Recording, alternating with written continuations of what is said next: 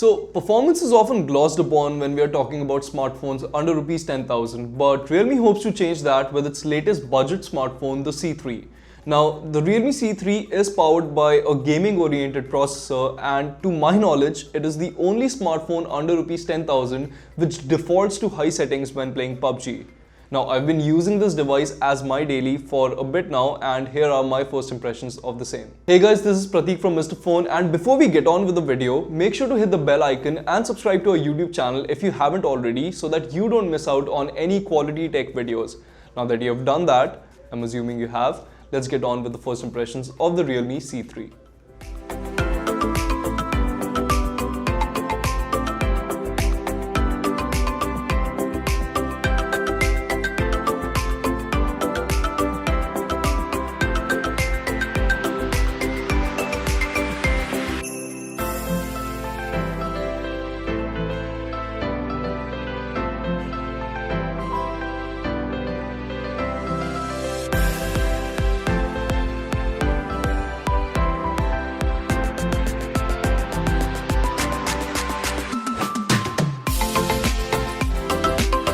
The Realme C3 is a really good looking phone, and it looks particularly gorgeous in this frozen blue color we have here.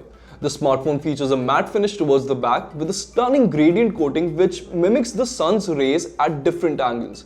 Honestly, the C3 is among the better looking budget smartphones in the market, and it definitely has a flaunt factor. Moreover, despite its massive size, the Realme C3 is quite ergonomic, thanks in parts to its textured back which helped me grip it perfectly. Furthermore, the smartphone comes with chamfered edges, so while it will form a bulge in the pocket of your jeans, it shouldn't bite your thighs when you sit. The smartphone is quite heavy too, although I got used to the weight in a day or so. What I couldn't get around was the micro USB port at the bottom, which just feels archaic in 2020. Moreover, unlike similarly priced devices like the Redmi 8A, the Realme C3 doesn't support fast charging either and is limited to just 10-watt charging. Honestly, I'm dreading charging this phone as it comes with a 5000 mAh battery which will surely have me sitting next to a power outlet for several hours. But I digress. As for the rest of the ports and buttons, the Realme C3 features a power button on the right hand side which sits a little too flush with the chassis for my liking. The volume rocker can be found on the left along with a triple SIM slot, meaning you will be able to insert 2 SIM cards and a micro SD card in the device simultaneously. There's no fingerprint sensor on board, however, the company more than makes up for it by offering one of the fastest face unlock tech under Rs 10,000. It literally unlocks the smartphone in the blink of an eye. Lastly, you'll also get a headphone jack with the smartphone along with a mono speaker grill, both of which can be found at the bottom. Coming to the display, the Realme C3 ships with a 6.5-inch HD Plus IPS panel. The display's quality is nothing to write home about, and it offers decent viewing angles. The peak brightness level could have been a tad bit higher as I struggle to use the smartphone outdoors. Moreover, the device doesn't support Widevine L1, so you can all but kiss streaming HD content from Netflix goodbye. Let's talk about performance, because that is after all the smartphone's USP. The C3 is powered by MediaTek's gaming-oriented G70 octa-core processor.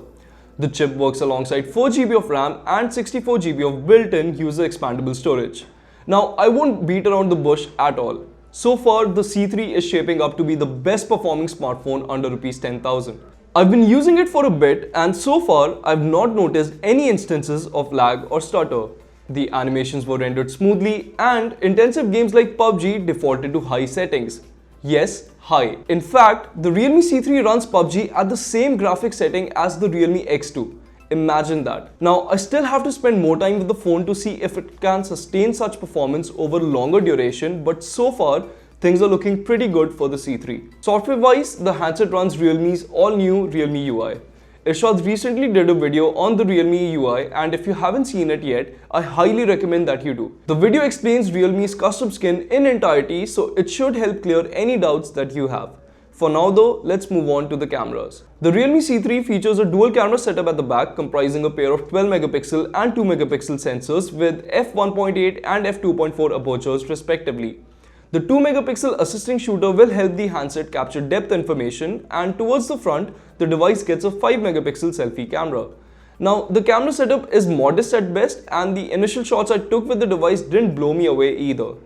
Take a look at some of the camera samples and let me know what you think in the comments below.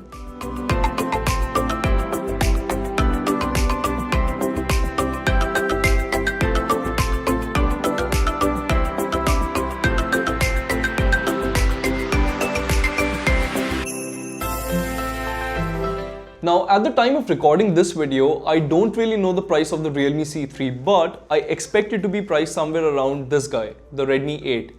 Now, between the two smartphones, the Realme C3 undoubtedly offers much better performance as it is powered by the Helio G70 processor, whereas you only get an entry-level Snapdragon 439 chip with the Redmi 8.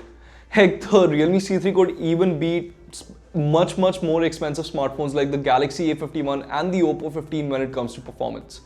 So moving on, the Realme C3 also gives you more screen real estate when compared to the Redmi 8, and since both the devices are powered by a 5000 mAh battery, I expect the C3 to have similar battery life when compared to the Redmi 8 as well.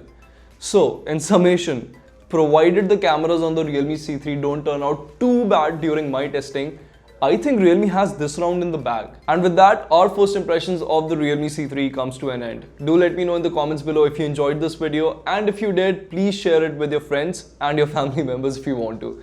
Until next time, this is Prateek from Mr. Phone signing off.